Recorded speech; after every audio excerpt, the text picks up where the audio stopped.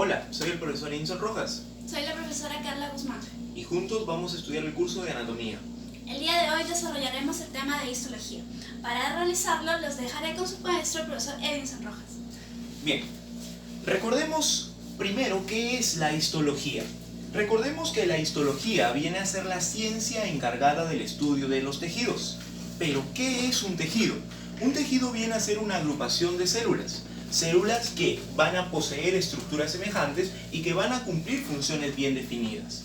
Bien, entonces, en un tejido yo voy a ver una agrupación de células, pero tengo que entender que al agruparse, las células no van a quedar totalmente pegadas, sino que va a haber un espacio entre ellas. Este espacio tampoco va a estar vacío, va a haber sustancias rellenando este espacio.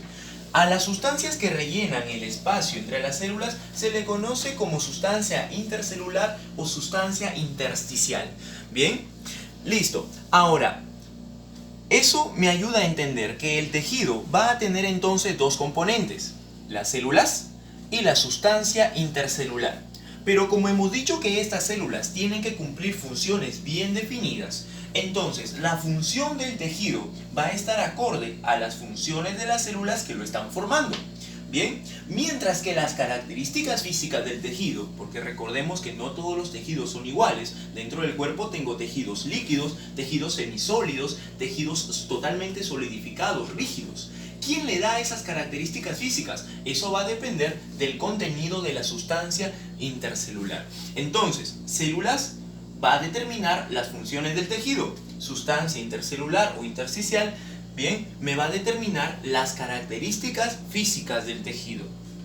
Listo. Bien, la pregunta es, ¿cuántos tipos de tejido tenemos en el cuerpo? Según la clasificación de Ramón y Cajal, el cuerpo humano se encuentra formado por 4 tipos diferentes de tejido: el tejido epitelial, el tejido conectivo, el tejido muscular y el tejido nervioso. Bien, el tejido muscular y tejido nervioso no los vamos a tocar hoy día, bien, no los vamos a tocar hoy día, debido a que estos tejidos los vamos a estudiar con su respectivo sistema. Tejido muscular lo estudiaremos en sistema muscular y el tejido nervioso en sistema nervioso. Hoy día nos vamos a enfocar en estos dos, en el tejido epitelial y el tejido conectivo. Bien, el tejido epitelial y tejido conectivo, recordando un poquito su origen, recordemos que cuando nosotros estamos dentro del vientre de mamá pasamos por huevo, cigoto, embrión y feto, ¿verdad? Cuando estamos en la etapa de huevo o cigoto, pasamos por un momento llamado gástrula. Cuando somos gástrula, en nuestro desarrollo, se presentan 3 capas germinativas: el ectodermo, mesodermo y endodermo. Bien, de esas 3 capas germinativas salen estos 4 tipos de tejido. El tejido epitelial proviene de las 3 capas: ectodermo, mesodermo y endodermo. El tejido conectivo proviene del mesodermo, al igual que el tejido muscular. Ambos provienen del mesodermo, mientras que el tejido nervioso deriva del ectodermo. Bien, listo. El tejido epitelial y conectivo tienen, digamos, en común que ambos son considerados tejidos que no se encuentran formados por células muy diferenciadas. ¿A qué lleva esto? Vamos a ver lo siguiente. El tejido epitelial, bien, lo podemos encontrar bajo 2 formas, como epitelio de cubierta y revestimiento o epitelio glandular. El epitelio de cubierta y revestimiento se va a encargar de eso, de cubrir, revestir tanto partes internas como externas de los órganos, mientras que el epitelio glandular va a estar formando las glándulas del cuerpo. ¿Bien? El epitelio de cubierta y revestimiento va a quedar definido según 2 características. Primero, las células que lo forman, y segundo, la cantidad de capas de estas células. Bien, así vamos a encontrar que las 3 formas más constantes dentro del tejido epitelial son las células planas, las células cúbicas y las células cilíndricas. Células planas, también llamadas células escamosas; células cilíndricas, también llamadas células prismáticas o células columnares. Bien, ahora, si el tejido tiene una sola capa de células, le llamaremos al tejido simple o monoestratificado. Si tiene muchas capas de células, le llamaremos epitelio poliestratificado o simplemente estratificado. Y si tiene una sola capa pero aparenta tener varias, Bien, ¿cómo es esto posible? Lo vamos a ver de aquí. ¿Listo? Pero si aparenta tener varias, pero solo tiene una, se le llamará pseudoestratificado. Para verlo un poquito mejor, vamos a ir a este pequeño cuadro. Bien, como ya habíamos dicho, el tejido epitelial está formado por células de diversas formas. Acá en este tejido vamos a ver de que las células se encuentran muy pegaditas y no va a haber mucha sustancia extracelular. Bien, cumplen muchas funciones. Cumplen función sensorial o sensitiva, cumplen función de revestimiento, que era lo que estábamos hablando. Dentro del epitelio del intestino lo vamos a encontrar cumpliendo las funciones de absorción. Lo vamos a encontrar también dentro de los alvéolos pulmonares, cumplen una función respiratoria ayudando al paso de gases. Bien, y también, bueno, cumple una función glandular al formar las glándulas del cuerpo. Listo. El epitelio de cubierta y revestimiento va a tapizar superficies. Lo encontramos como epitelio simple, epitelio estratificado y el epitelio pseudoestratificado. Bien, veamos acá. Vamos a ver. Epitelio simple o monoestratificado. Vamos a encontrar epitelio simple plano, si es que voy a encontrar una capa de células planas. Epitelio simple cúbico, si encuentro una capa de células cúbicas. O epitelio simple cilíndrico, si encuentro una capa de células cilíndricas. Bien, vamos a ver. El epitelio simple plano es un epitelio que va a facilitar la entrada y salida de sustancias, ya sean nutrientes o también gases, bien como el oxígeno y el CO2. ¿Dónde encontramos este epitelio simple plano? Lo vamos a encontrar, por ejemplo, en los mesotelios, como es el caso de la pleura, del pericardio, lo vamos a encontrar también en el peritoneo, lo vamos a encontrar en el endotelio de los vasos sanguíneos, en la parte interna de los vasos sanguíneos, y lo encontramos tapizando los alvéolos pulmonares. El epitelio simple cúbico. El epitelio simple cúbico lo voy a encontrar bajo dos formas. Lo puedo encontrar sin nada, así tal cual lo ven en la imagen, no modificado, o lo puedo encontrar con unas pequeñas extensiones llamadas microvellosidades. El epitelio simple cúbico no modificado lo voy a encontrar tapizando la superficie de los ovarios, mientras que el epitelio simple cúbico con microvellosidades lo voy a encontrar en los folículos tiroideos. ¿Bien? Listo. Ahora, el epitelio simple cilíndrico lo puedo encontrar bajo tres formas. Lo puedo encontrar no modificado, si no tuviera absolutamente nada, ninguna estructura adicional. Lo puedo encontrar con microvellosidades o lo puedo encontrar con cilios. ¿Bien? El epitelio simple cilíndrico no modificado, o sea, sin ninguna estructura adicional, lo voy a encontrar ¿dónde? A nivel de estómago. Lo voy a encontrar también en el colon, en el intestino grueso. ¿Bien? Y con microvellosidades, ¿dónde lo voy a encontrar? Lo voy a encontrar a nivel del intestino delgado. Este epitelio, precisamente, el epitelio simple cilíndrico con microvellosidades, es el encargado de la absorción de nutrientes a nivel de intestino. Y con cilios lo voy a encontrar a nivel de las trompas de Falopio y esos cilios van a ser los encargados de transportar el ovocito. Bien, principalmente cuando ha habido una fecundación, es decir, ya vamos a ver el transporte del huevo o cigoto para que llegue al útero y ocurra la implantación. Bien, listo. Ahora vamos con los epitelios estratificados o poliestratificados. Profe, ¿acá qué puedo hacer? En el anterior me dijo que el nombre iba de acuerdo al tipo de célula. Si tenemos plano, es plano, cúbico, cúbico, cilíndrico, cilíndrico, bacán. Pero acá, ¿cómo hago? Si hay muchas capas. Pues tú únicamente te vas a fijar en la última capa. ¿Cómo así? Mira, tú puedes tener acá células cilíndricas, células cúbicas y la última es una capa de células planas. Entonces, ¿cómo se llamará este epitelio? Pues se llamará epitelio poliestratificado plano. Bien, si la última capa es plana, no te importa lo que hay debajo, plano. Bien, igual con el cúbico, si la última capa, la capa más externa es cúbica, epitelio poliestratificado cúbico. Y si la última capa es cilíndrica, epitelio poliestratificado cilíndrico. Bien, listo, vamos con esto primero, luego les voy a explicar un poquito ya lo que es el epitelio de transición. Bien, vamos acá. Mira. El epitelio poliestratificado plano lo podemos encontrar de dos formas, sin ninguna estructura adicional, o lo podemos encontrar cubierto por una proteína llamada queratina. Esta proteína queratina le va a brindar al tejido una mayor resistencia y le va a brindar también impermeabilidad. Bien, el epitelio poliestratificado plano, no queratinizado, o sea, sin queratina, lo voy a encontrar en estructuras como por ejemplo la boca, lo voy a también encontrar en el conducto vaginal. Mientras que el epitelio poliestratificado plano queratinizado lo voy a encontrar en la superficie del cuerpo, en la epidermis, que es la capa superficial de la piel. Bien, ahora el epitelio poliestratificado cúbico lo voy a encontrar, por ejemplo, en lo que viene a ser el esófago fetal. Mientras que el epitelio poliestratificado cilíndrico lo voy a encontrar, por ejemplo, en la conjuntiva ocular. Bien, ahora vamos con los epitelios de transición, o también llamado epitelio polimorfo. Llamado así, poli, mucho, morfo, formas. ¿Qué quiere decir? Que este epitelio va a tener diversas formas. ¿Esto de qué va a depender? Va a depender de la cantidad de sustancia que esté albergando este órgano. ¿Por qué? Porque este epitelio lo voy a encontrar principalmente en las vías urinarias. Y, por ejemplo, la vejiga. La vejiga puede en un momento estar pequeña, si es que no he consumido mucho líquido, pero a medida que se va llenando de orina, esta va creciendo. ¿Esto qué va a hacer? Que el epitelio, que en un inicio tenía una forma, al extenderse, cambia totalmente la forma. Bien. Entonces, ¿cómo se le llama este epitelio? Epitelio de transición o polimorfo, porque va a cambiar de forma dependiendo del estado del órgano que se encuentra cubriendo. Bien, repito, lo vamos a encontrar en las vías urinarias. Listo, muy bien, hasta acá vamos bien. Vamos con el último tipo. El epitelio pseudoestratificado.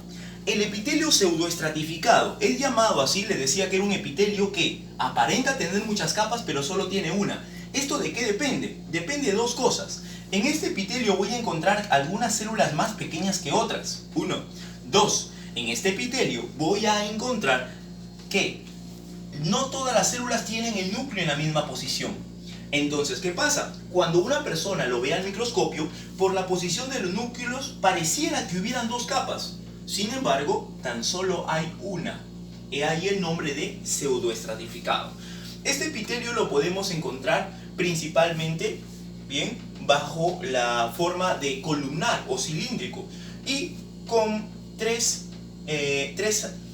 formas distintas. No modificado, si es que no tuviera ninguna estructura adicional; con cilios, si es que en la parte externa encontráramos cilios; o con estereocilios, que van a ser unas extensiones mucho más grandes. Bien, ¿dónde encontramos el epitelio pseudoestratificado no modificado? Este epitelio lo vamos a encontrar principalmente a nivel de lo que viene a ser el sistema reproductor. Bien, el epitelio pseudoestratificado con cilios lo vamos a encontrar, es exclusivo de las vías respiratorias. Lo vamos a encontrar a nivel de laringe, lo vamos a encontrar a nivel de bronquios, a nivel de fosas nasales. Mientras que el epitelio pseudoestratificado con estereocilios lo vamos a encontrar en una estructura que se encuentra encima de los testículos, que es el llamado epidídimo. Bien, listo. Hasta acá entonces hemos terminado de explicar todo lo que viene a ser el epitelio de cubierta y revestimiento. Regresemos a nuestro cuadro. Así como habíamos dicho que teníamos epitelio de cubierta y revestimiento, también teníamos un epitelio que formaba las glándulas. Bien, las glándulas van a ser estructuras en tu cuerpo encargadas de producir sustancias.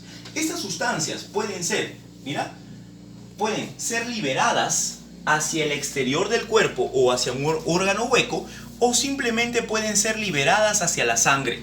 Bien, cuando la sustancia es liberada hacia el exterior del cuerpo o hacia un órgano hueco, le llamaremos glándula exocrina.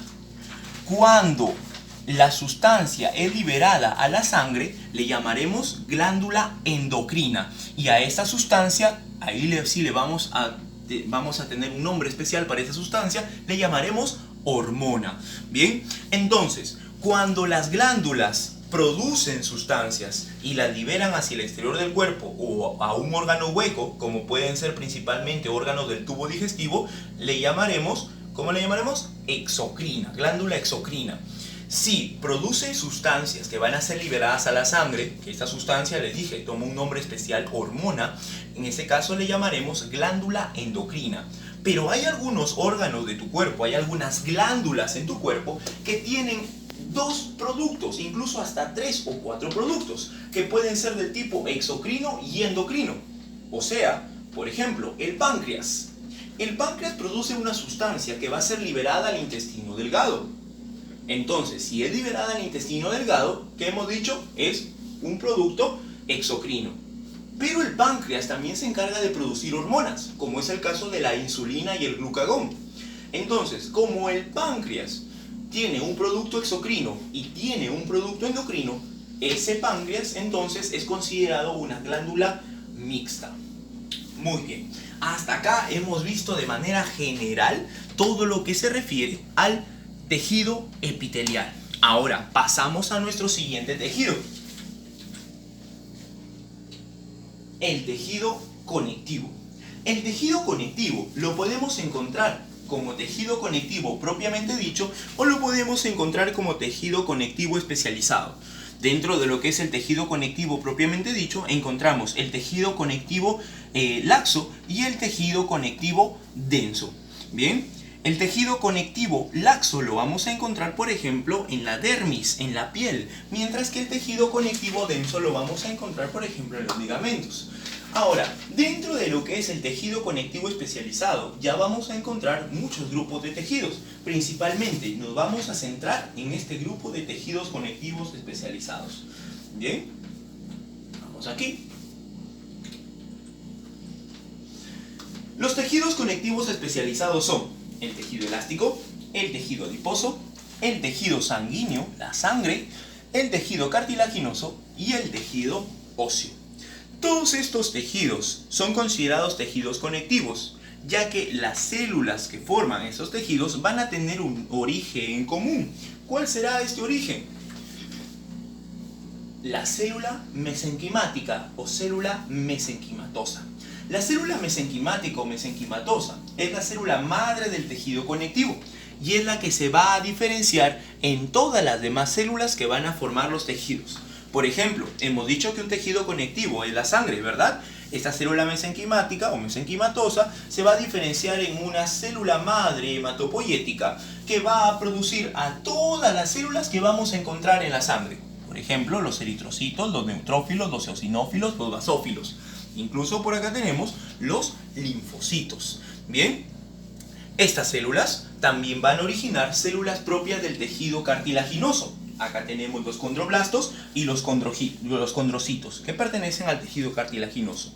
También se va a diferenciar en el adipocito, que es la célula del tejido adiposo, de la grasa de tu cuerpo. Profe, ¿mi grasa tiene células? Claro, la grasa tiene células, son los adipocitos. Y también una de las células más distribuidas del tejido conectivo, que va a ser el fibroblasto. El fibroblasto es una célula importantísima para el tejido conectivo. ¿Por qué? Porque este fibroblasto tiene la capacidad de producir proteínas. ¿Qué proteínas va a producir? El colágeno y la elastina. ¿Para qué produce estas proteínas? Para formar las fibras. Fibras que pueden ser de 3 naturalezas. Fibras colágenas, fibras elásticas o fibras reticulares. Fibras que vamos a encontrar en todo tejido conectivo. Bien, así también de esta célula va a derivar la célula del tejido óseo, que van a ser el osteoblasto y los osteocitos. Algunas células conectivas que podríamos mencionar dentro de las más importantes, podemos mencionar por ejemplo los monocitos. Bien, los monocitos que forman a los macrófagos. Estos monocitos tienen una característica muy importante. Tienen la característica de la... Bien, entonces, estos monocitos tienen la propiedad de la fagocitosis. La fagocitosis es una capacidad que tienen de poder comer, de poder engullir algunas partículas extrañas que entren al organismo. Pueden ser, por ejemplo, partículas de polvo o pueden ser de repente algunos agentes patógenos. Entonces, otra de las células que podemos mencionar es la célula cebada. La célula cebada, o también llamada, es llamada así porque vamos a encontrar gránulos dentro de su citoplasma. Gránulos que van a tener dos sustancias muy importantes, la heparina y la histamina.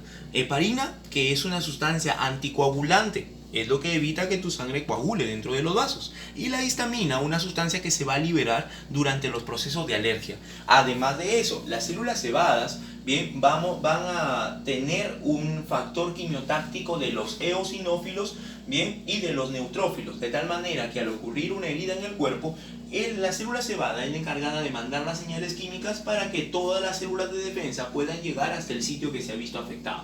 Bien, listo. Ahora sí, vamos a continuar, ya que hemos visto todos los tipos de células, vamos a continuar explicando, bien, qué otros tejidos tenemos dentro del tejido conectivo.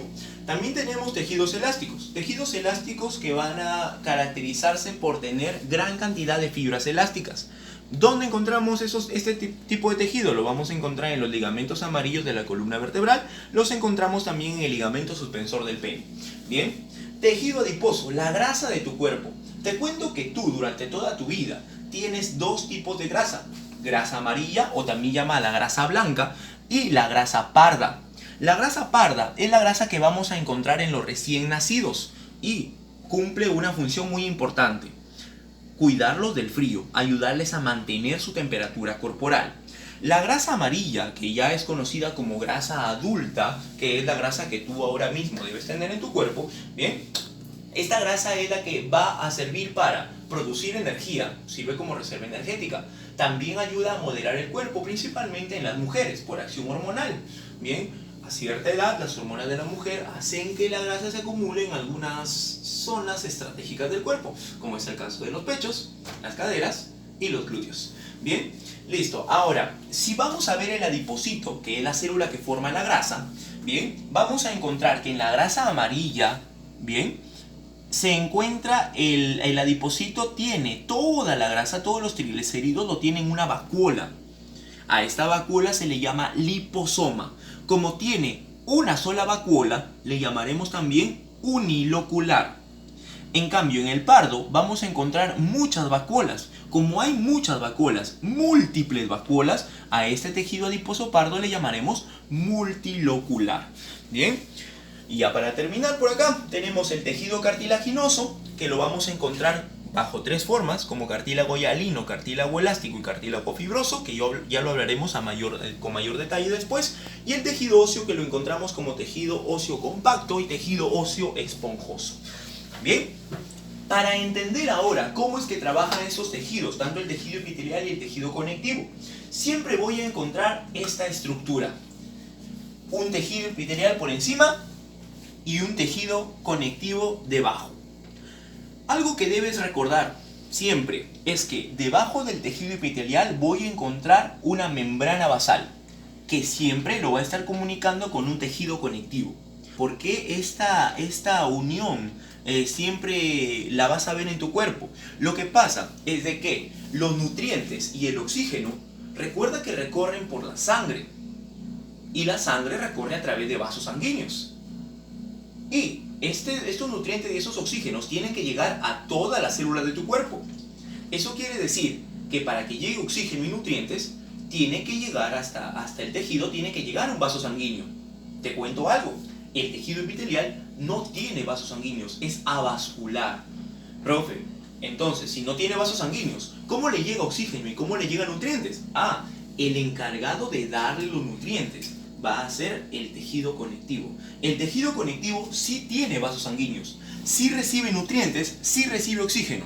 Y a través de procesos de difusión, este tejido conectivo, a través de la lámina basal o membrana basal, le va a dar nutrientes al tejido epitelial.